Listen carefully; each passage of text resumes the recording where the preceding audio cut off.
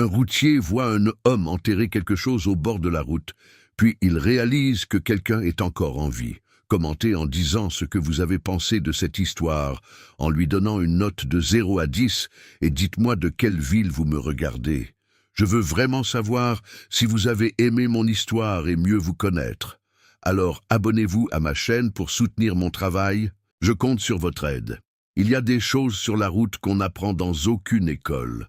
On les apprend avec le temps, avec les kilomètres, avec le silence qui grandit dans la cabine pendant que le monde extérieur défile comme un rêve dont personne ne se souviendra le matin.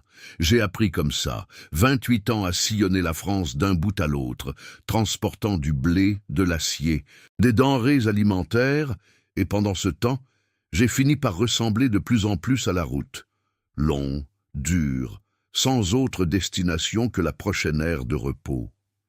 Je m'appelle Didier Martin. J'ai 54 ans, un camion avec près de 800 000 kilomètres au compteur, et une fille qui ne m'avait pas appelé depuis 6 ans. Je porte ce poids avec chaque chargement inscrit sur le bon de livraison, sauf que celui-là, impossible de le décharger sur un quai. Cette nuit de septembre, je venais de Clermont-Ferrand en direction de Béziers, transportant des pièces industrielles dans une remorque fermée. L'A75 dans le secteur de Saint-Flour est une autoroute qui semble belle de loin, mais qui te trahit peu à peu, avec des virages qui trompent, des descentes que celui qui connaît exploite et qui tue celui qui ne respecte pas. Je connaissais ce tronçon par cœur. Je l'avais parcouru peut-être 300 fois au fil des ans, et chaque fois que je passais par la descente du plateau après la sortie de la ville, je sentais la même odeur, terre humide et bruyère, un mélange qui n'a pas de nom, mais qui identifie le Cantal comme une lettre sans expéditeur qui arrive toujours à la même adresse. Il était presque 2 heures du matin. La radio jouait une vieille chanson française, dont je ne connaissais pas le nom, mais que je fredonnais par réflexe.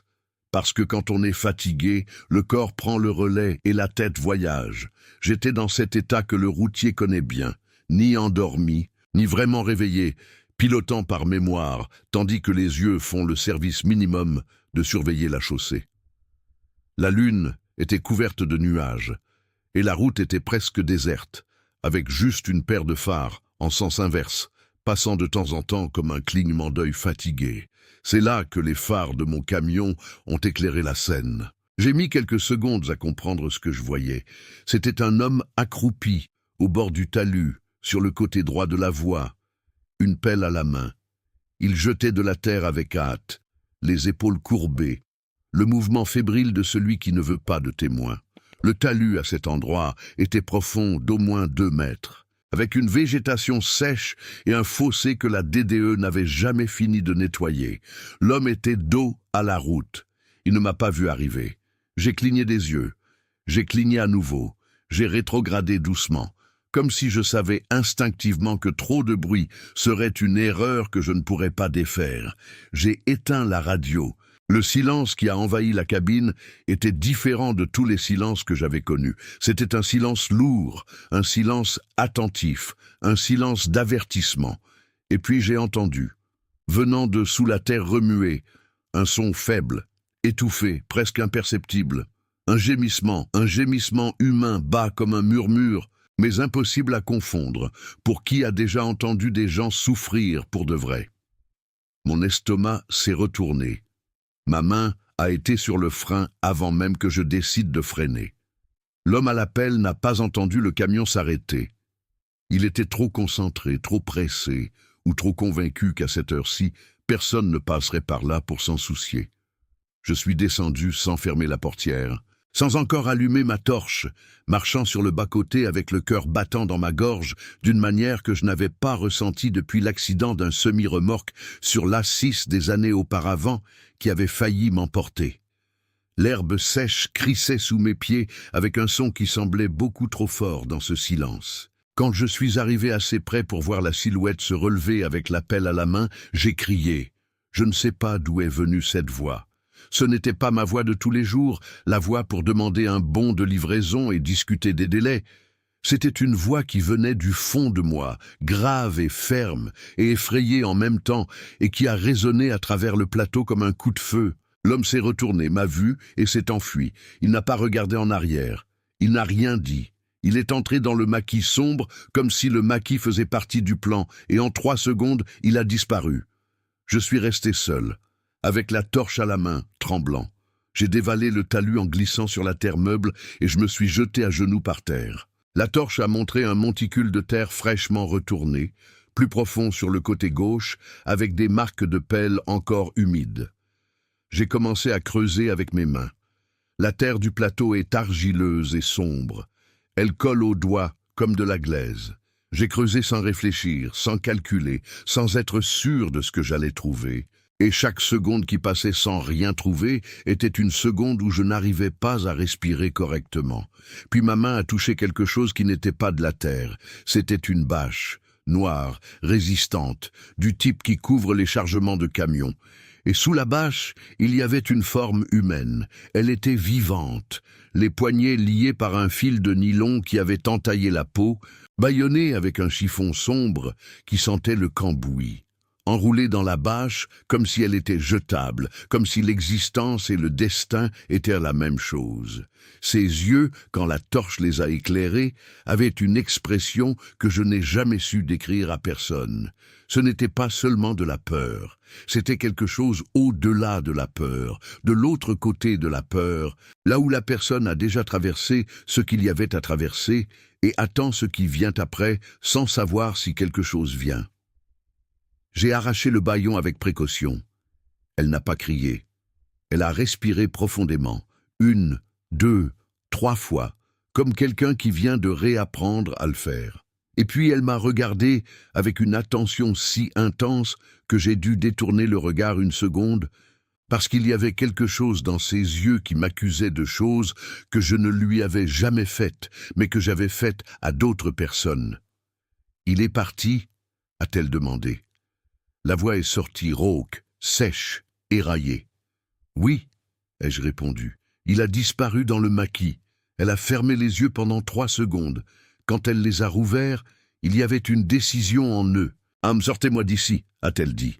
Je l'ai porté pour remonter le talus, les bras déjà sans force, glissant sur la terre sombre, et quand je suis arrivé au bord de la chaussée, j'étais essoufflé, le cœur au bord des lèvres.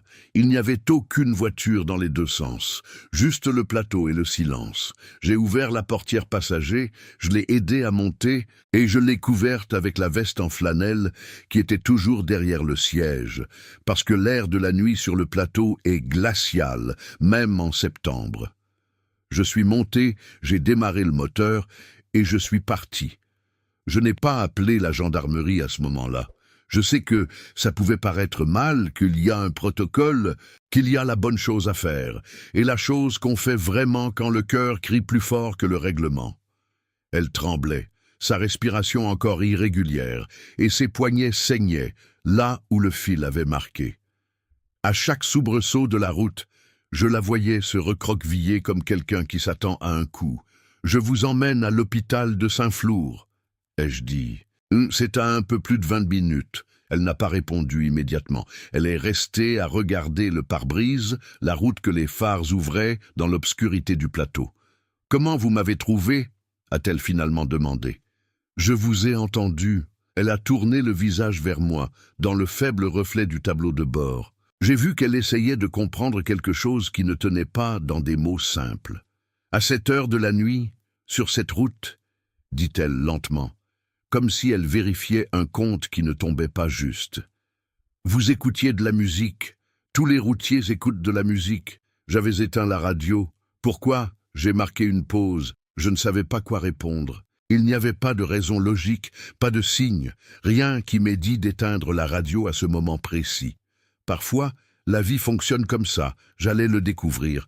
Et parfois, la seule réponse honnête est qu'il n'y a pas de réponse. « Je ne sais pas », ai-je dit. Elle a hoché la tête lentement, comme si cela suffisait. Comme si l'absence d'explication était, dans ce cas, l'explication la plus vraie qui existait. L'hôpital de Saint-Flour a de petites urgences, mais elles fonctionnent toute la nuit. Je suis arrivé pied au plancher, j'ai klaxonné à l'entrée comme si klaxonner servait à quelque chose. Et 2 infirmiers sont venus avec un brancard avant que j'aie fini d'expliquer ce qui s'était passé. Elle a agrippé mon bras quand le brancard est arrivé, les doigts encore sales de terre sombre, et m'a regardé d'une manière que j'ai mis des années à comprendre complètement. « Votre nom ?» a-t-elle demandé. « Didier. Didier Martin. Solange Vasseur, a-t-elle dit. Ne disparaissez pas. » La demande est restée en l'air, petite et énorme à la fois, tandis que les infirmiers l'emmenaient à l'intérieur et que je restais planté à l'entrée des urgences, les mains sales de terre, le cœur toujours battant la chamade, et une sensation étrange dans la poitrine que je ne savais pas nommer, mais que je reconnaissais d'un endroit très ancien en moi. C'était la sensation que cette rencontre n'était pas un accident. Je suis allé jusqu'au camion, je me suis assis sur le marchepied de la cabine, j'ai sorti mon portable de ma poche, et je suis resté à regarder l'écran sombre assez longtemps pour réaliser qu'il y avait une fissure ouverte en moi que je croyais scellée. Une fissure ayant la forme exacte de tout ce que j'avais laissé derrière moi. Ma fille, le temps perdu, les années de silence que j'avais confondues avec la liberté. La route m'a appris beaucoup de choses, mais certaines choses, la route ne les enseigne pas. Certaines choses n'apparaissent que lorsque vous êtes à genoux dans la terre sombre du Cantal à 2 heures du matin, creusant avec vos mains pour quelqu'un que vous ne connaissez même pas, et que vous découvrez que vous avez encore assez de force pour ça. Je suis resté à l'hôpital jusqu'à l'aube. Je ne suis pas allé plus loin que la réception, je n'ai pas posé de questions détaillées, je ne me suis pas mêlé de ce qui ne me regardait pas. Je me suis assis sur une chaise en plastique, couleur moutarde contre le mur, et je suis resté là, les mains encore, avec des traces de terre sombre sous les ongles, écoutant l'hôpital se réveiller peu à peu.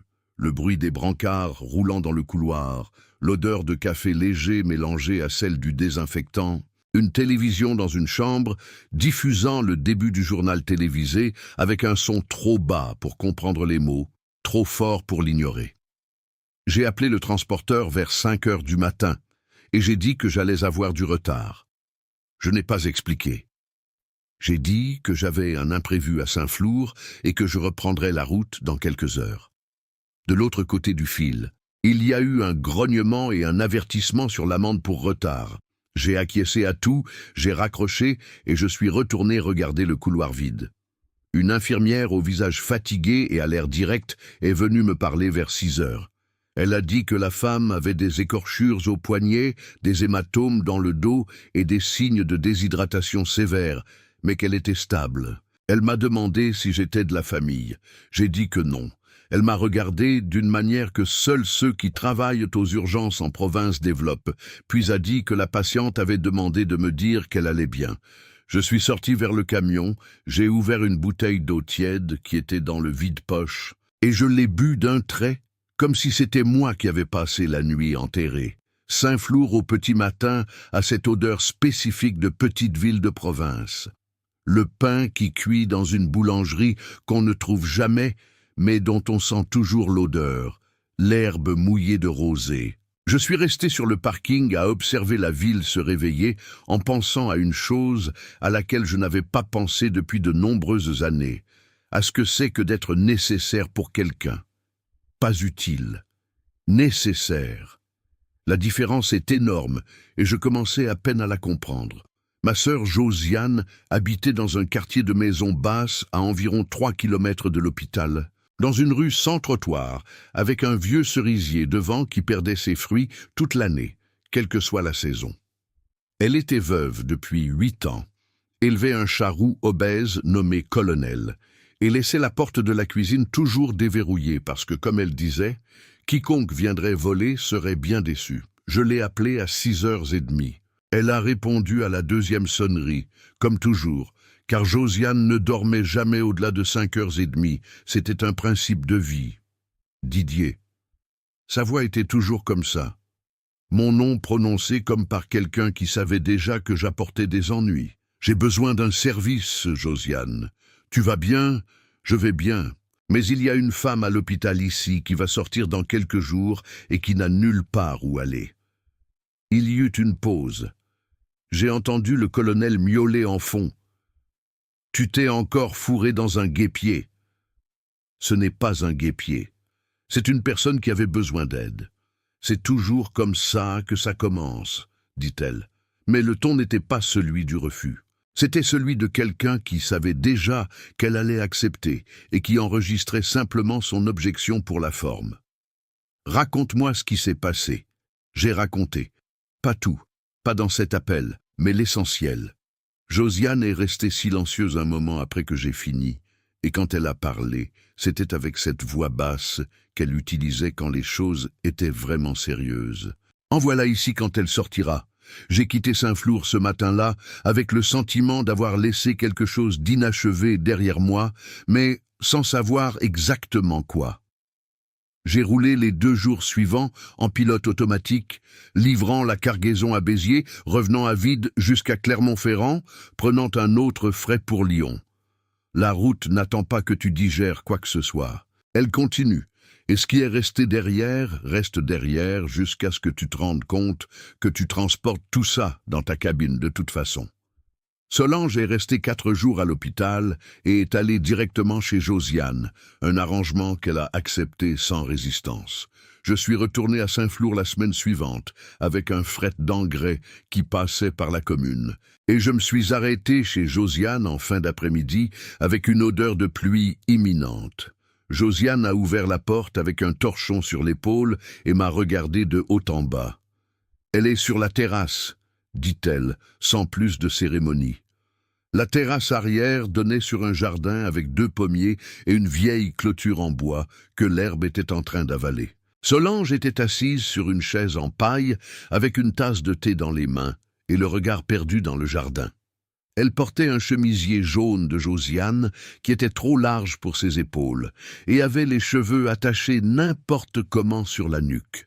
Les hématomes sur son visage s'estompaient, mais la façon dont elle tenait la tasse, les 2 poignets tournés vers le haut, montrait le bleu encore présent là où le fil avait marqué. Je me suis assis sur la chaise à côté, sans rien dire. Le silence entre nous n'était pas gênant. C'était le genre de silence qui s'installe entre des personnes qui ont déjà traversé quelque chose ensemble et n'ont pas besoin de le rejouer pour le confirmer. « Vous êtes revenu ?» dit-elle enfin, sans tourner le visage. « J'avais dit que je reviendrais. » Elle esquissa un demi-sourire du coin de la bouche qui n'était pas de la joie, mais qui était réel. Beaucoup de gens le disent. Je suis resté silencieux. Je savais que ce n'était pas une accusation dirigée spécifiquement contre moi. C'était une observation sur le monde, du genre que seuls ceux qui ont été vraiment abandonnés peuvent faire sans amertume, avec cette froideur de celui qui a appris à ne pas attendre et qui est surpris quand l'attente échoue à nouveau. Josiane est apparue avec un verre de sirop de cassis et l'a mis dans ma main avec le naturel de quelqu'un qui sert sa famille. Dans ce geste, il y avait une déclaration qu'elle ne ferait jamais à voix haute. J'étais inclus dans quelque chose. Solange a commencé à parler cet après-midi-là. Pas d'un coup, pas dans l'ordre, mais par fragments, de la manière dont les gens parlent quand l'histoire fait trop mal pour avoir un début, un milieu et une fin. J'ai écouté. Je n'ai pas interrompu. J'ai appris sur la route que la meilleure chose que vous puissiez offrir à quelqu'un parfois n'est pas une solution, c'est de l'attention, une présence, le simple fait de ne pas partir. Ce qui lui était arrivé était plus long que cette nuit sur la route. C'était une histoire de 2 ans à se faire vider de l'intérieur.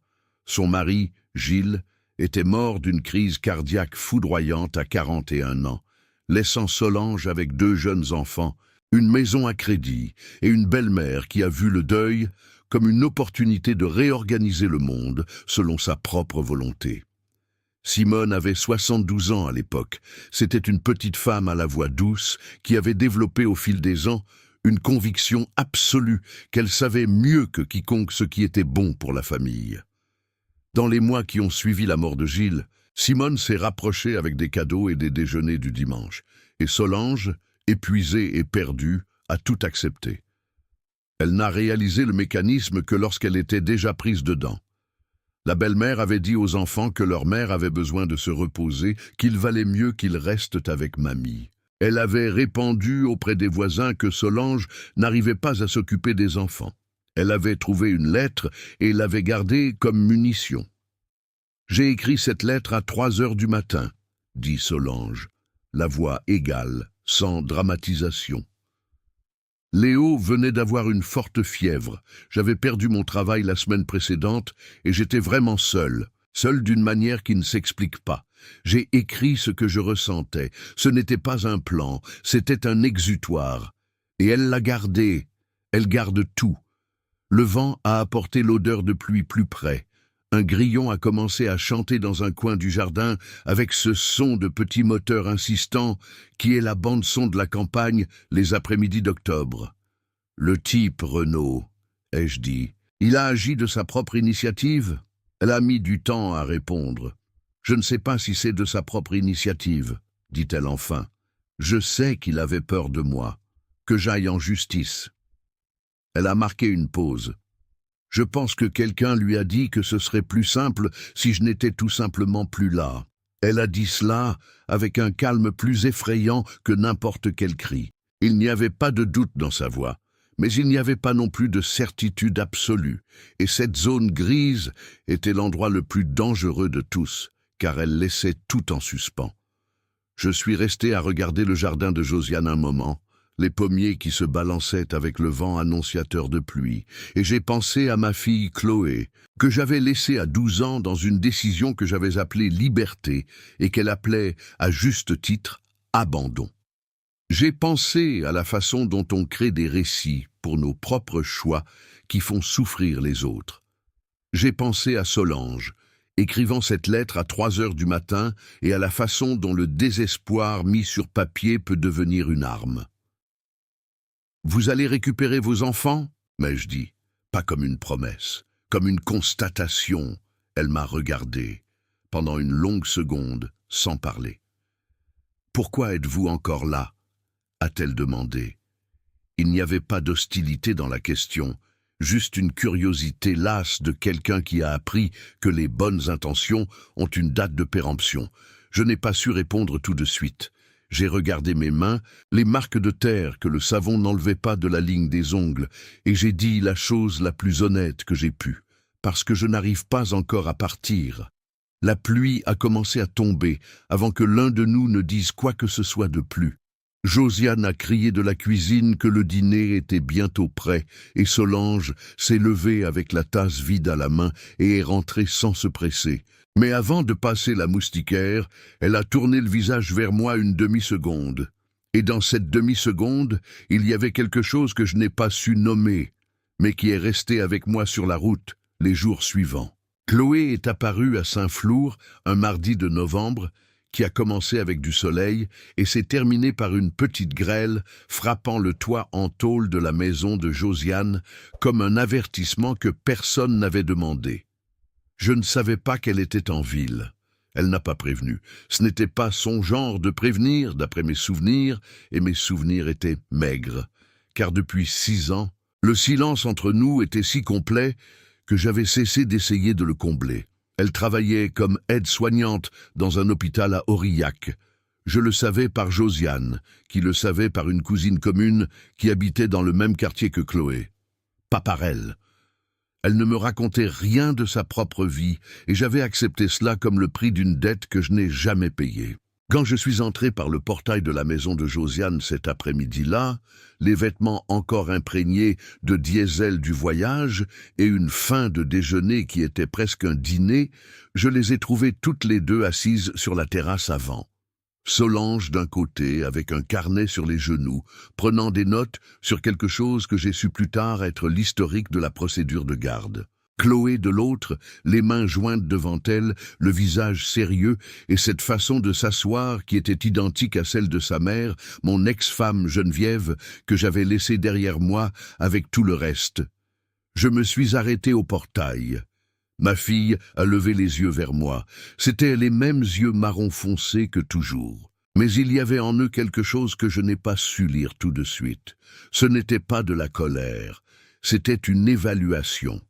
Elle m'évaluait comme si j'étais une situation nécessitant un diagnostic avant toute procédure. « Papa », dit-elle, un seul mot, ni froid, ni chaud. « Chloé », ai-je dit, et la voix est sortie plus basse que je ne le voulais, parce que le corps trahit parfois ce que la bouche essaie de cacher. Solange a regardé de l'un à l'autre avec cette attention silencieuse qui était sa marque, puis s'est levée avec le carnet et a dit qu'elle allait chercher de l'eau, et a disparu à l'intérieur de la maison avec le soin discret de quelqu'un qui se rend compte que deux personnes ont besoin d'un espace qui n'existe que lorsque la troisième quitte la scène. Je me suis approché lentement.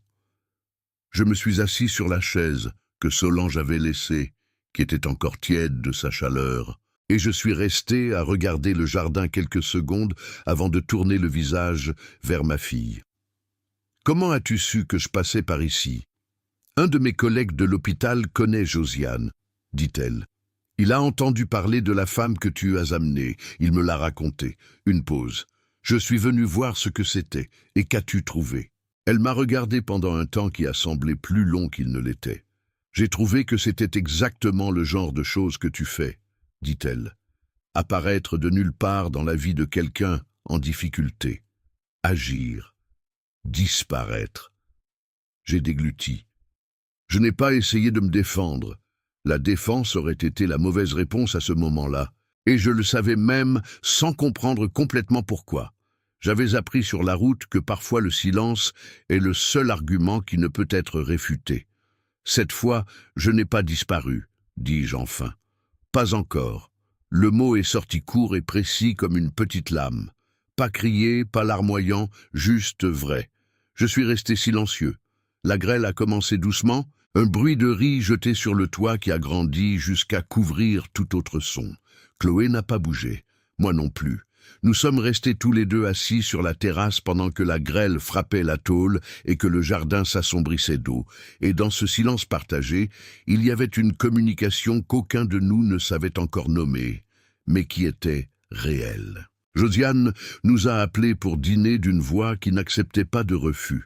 La table en bois de la cuisine était trop petite pour 4 personnes à l'aise, mais Josiane n'a jamais eu de patience pour l'inconfort social et a mis les 4 assiettes côte à côte comme si nous étions une famille de longue date. Riz, lentilles, un poulet en sauce qui sentait le safran et le laurier, et un gratin dauphinois qui était sa spécialité depuis mon enfance. Le dîner fut silencieux, les premières minutes. Puis Josiane, qui ne supportait pas le silence autour d'un bon repas, a commencé à parler de la procédure de garde de Solange, avec l'objectivité de quelqu'un qui avait passé les dernières semaines à absorber chaque détail. Elle a dit que la prochaine audience était fixée pour la mi-décembre. Elle a dit que l'avocat que Simone avait engagé avait de vieilles relations au tribunal de Saint-Flour. Elle a dit qu'ils avaient besoin de témoins qui connaissaient l'environnement dans lequel Solange avait vécu avant la mort de son mari. Des personnes extérieures à la famille qui pourraient donner un témoignage sans intérêt direct. Chloé a tout écouté, le visage neutre, puis a demandé à Solange s'il y avait quelqu'un, une ancienne voisine, une connaissance du quartier où elle habitait avant, qui pourrait parler. Solange est restée silencieuse un moment. « Il y en a 2, dit-elle enfin, mais toutes les 2 ont peur de Simone. Elle a beaucoup d'influence dans le quartier. C'est le genre de personne que personne ne veut comme ennemie. Mais elles savent ce qui s'est passé? Elles savent, elles ont vu.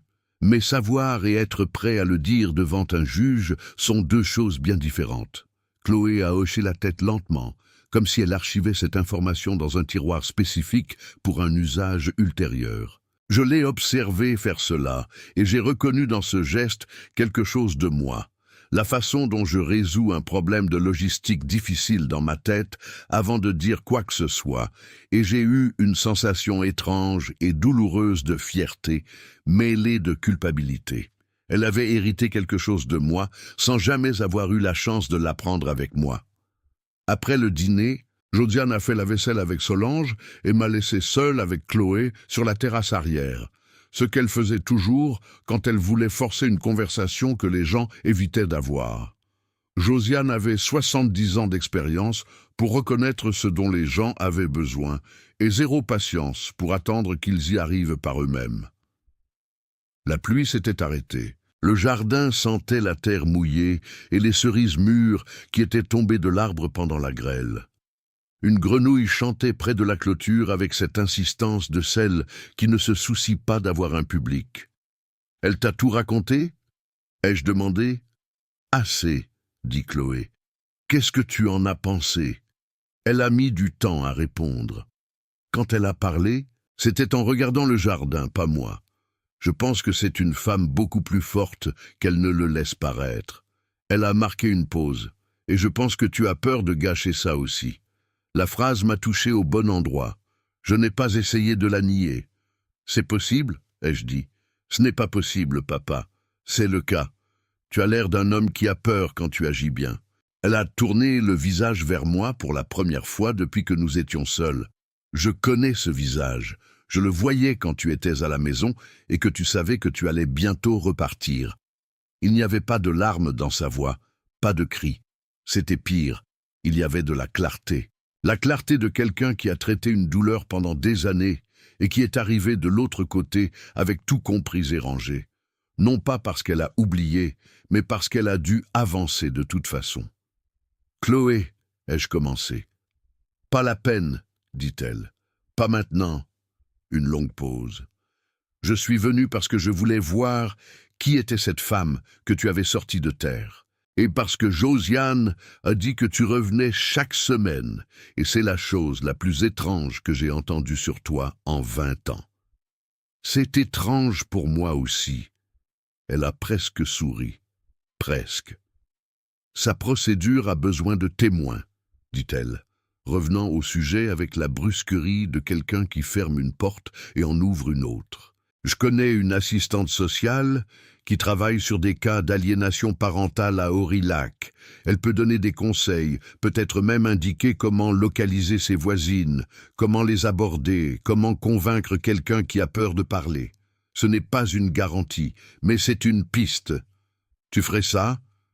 Je suis déjà en train de le faire, dit-elle simplement. Comme si c'était évident, comme si la décision avait été prise avant que je ne demande. Je suis resté à la regarder un moment, la femme que ma fille était devenue sans que je sois présent pour le voir. Cheveux sombres attachés, épaules droites, cette façon de parler qui était à la fois douce et inébranlable, comme une rivière qui semble calme, mais qui a un courant en dessous. J'ai ressenti quelque chose que je n'ai jamais su bien gérer, de la gratitude mêlée de honte. La gratitude de voir qu'elle s'était épanouie malgré moi, la honte de savoir que le malgré faisait partie de l'équation. « Chloé, dis-je à nouveau, et cette fois elle ne m'a pas interrompu.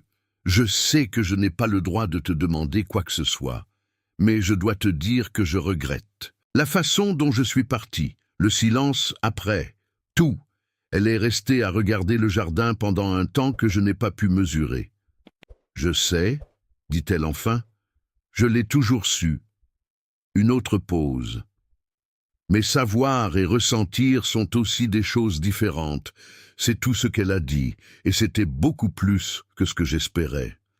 J'ai dormi cette nuit-là chez Josiane, dans une chambre d'amis avec un matelas fin et une fenêtre qui donnait sur la rue en terre. Je suis resté sur le dos dans le noir, écoutant le son de la petite ville s'éteindre peu à peu, les chiens qui aboient de loin en loin, le vent qui déplace une tuile lâche sur une maison voisine, et j'ai pensé que j'avais 54 ans et que j'apprenais des choses que j'aurais dû apprendre bien avant. Mais peut-être qu'il n'y avait pas de bien avant. Peut-être qu'il n'y avait que maintenant, cette nuit, cette ville, ce lit fin. Et la chance que tu ne choisis pas, elle apparaît simplement au bord d'un talus à 2 heures du matin et tu décides ce que tu en fais. J'ai décidé de rester éveillé un peu plus longtemps, et pour la première fois depuis de nombreuses années, le silence de la nuit ne m'a pas semblé vide. Renaud est apparu un samedi matin comme s'il n'avait jamais disparu. Solange me l'a dit par message, 3 mots seulement. Je l'ai vu. Je chargeais du calcaire sur une route de terre entre Murat et Aurillac quand le portable a vibré dans le vide-poche et j'ai dû m'arrêter sur le bas-côté parce que mes mains se sont mises à trembler d'une manière qui n'était pas sûre pour continuer à conduire. Je suis resté arrêté avec le moteur allumé et le cœur battant, regardant ces 3 mots sur l'écran, et j'ai ressenti une chose qui n'était pas exactement de la peur, mais qui était de la même famille, la sensation que quelque chose qui était en suspens s'était remis en mouvement. J'ai appelé immédiatement. Elle a répondu à la 3e sonnerie. Où? Au marché, de l'autre côté de l'étal de fromage.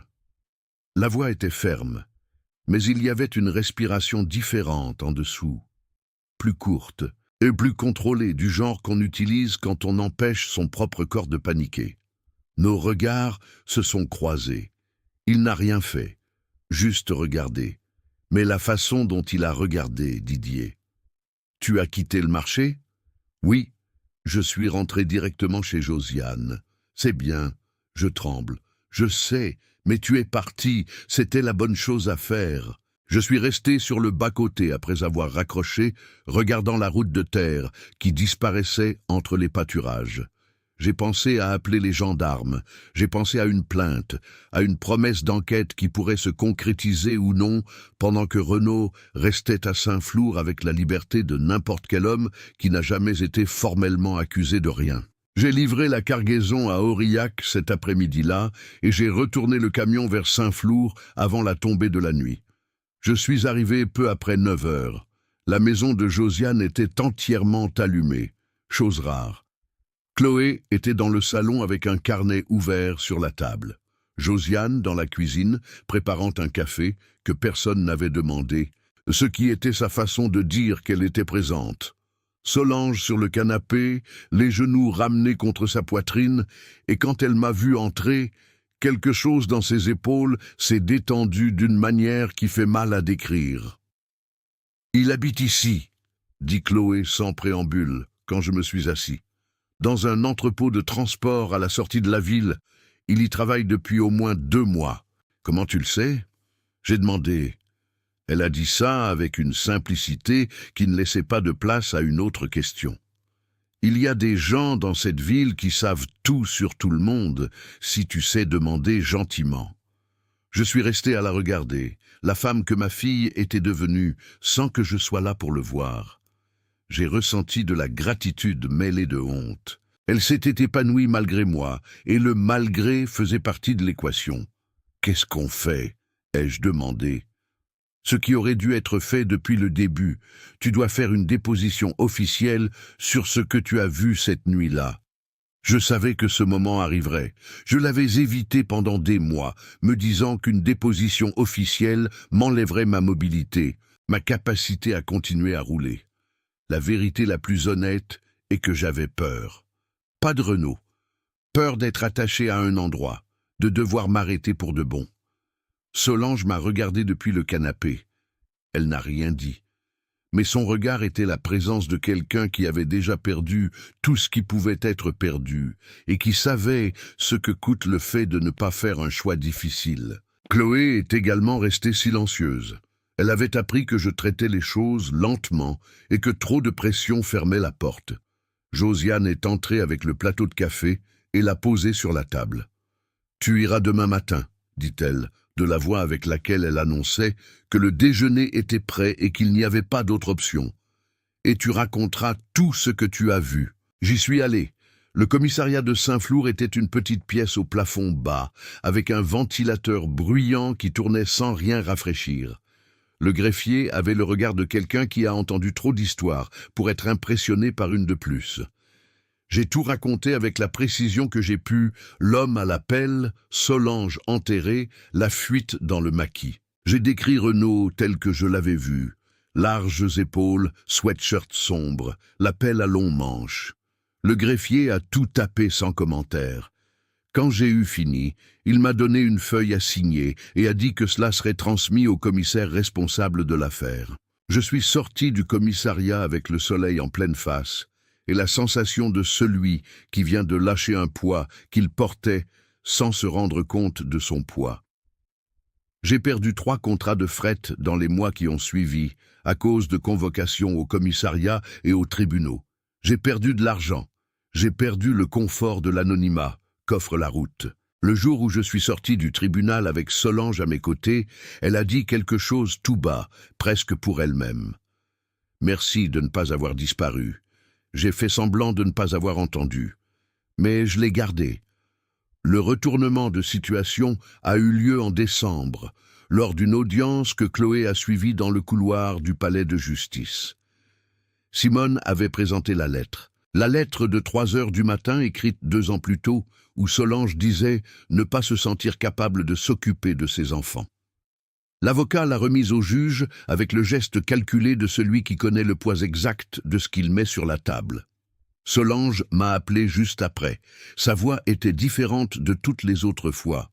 Ce n'était pas le tremblement de la peur, c'était le tremblement de celle qui a reçu un coup là où elle ne s'y attendait pas. « Elle a utilisé la lettre, dit-elle. Je sais. Chloé m'a prévenu. » Le juge a ajourné sa décision. Il a dit qu'il avait besoin de plus de temps pour évaluer le contexte dans lequel cela avait été écrit.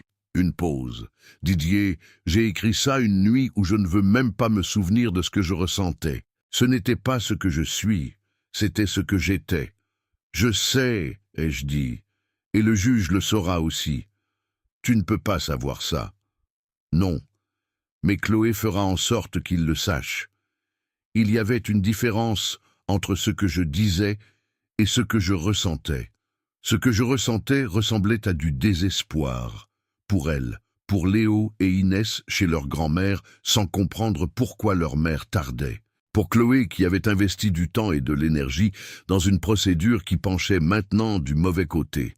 Et pour moi, arrêté sur une aire de repos le cœur vide, loin de Saint-Flour par obligation de fret, et proche de tout cela pour une raison que je ne pouvais plus appeler seulement de la solidarité.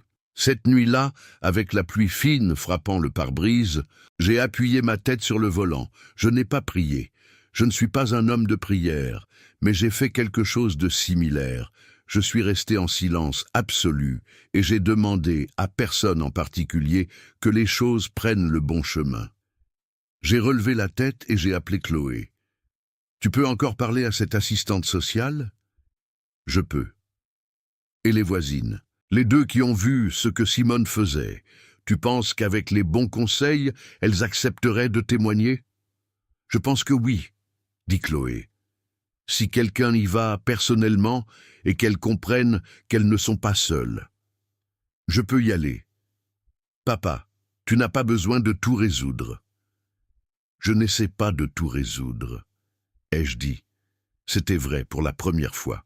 J'essaie de faire ma part. Le silence qui a suivi n'était pas le vieux silence de 6 ans.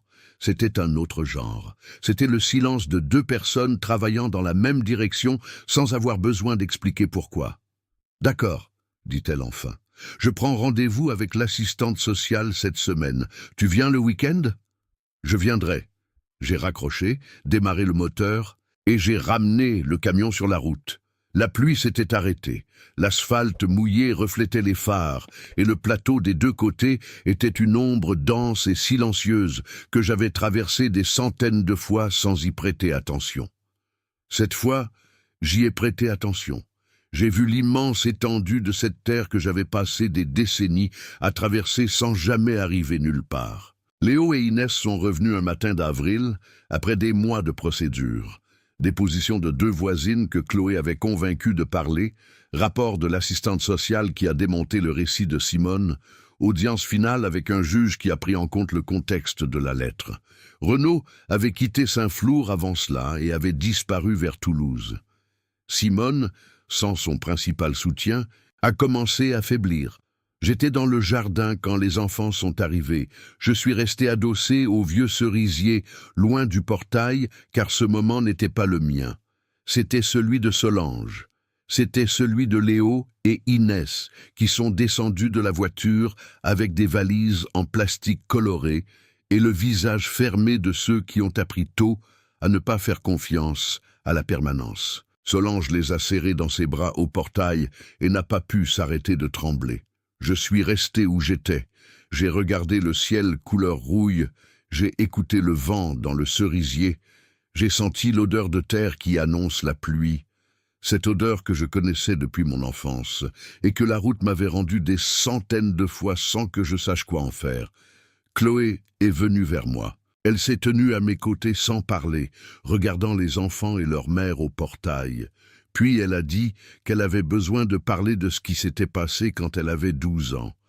J'ai acquiescé. Ce n'était pas facile. Elle a dit ce qui devait être dit, et j'ai entendu ce qui devait être entendu, et il y avait une ouverture petite et réelle là où il n'y avait auparavant qu'un mur. Ça n'a pas tout résolu d'un coup, mais c'était réel. Et dans le Cantal, un après-midi avec une odeur de pluie qui allait bientôt arriver, j'ai appris que certaines routes n'ont pas de raccourci, pas de déviation, pas l'arrivée que vous aviez imaginée en partant. Elles ont seulement le moment où vous décidez d'arrêter de fuir et où vous commencez enfin à arriver. Vous avez aimé cette vidéo. S'il vous plaît, abonnez-vous à ma chaîne. Je promets d'apporter chaque jour des vidéos qui rendront votre vie plus heureuse. Commentez ce que vous avez pensé de mon histoire en donnant une note de 0 à 10 et merci beaucoup.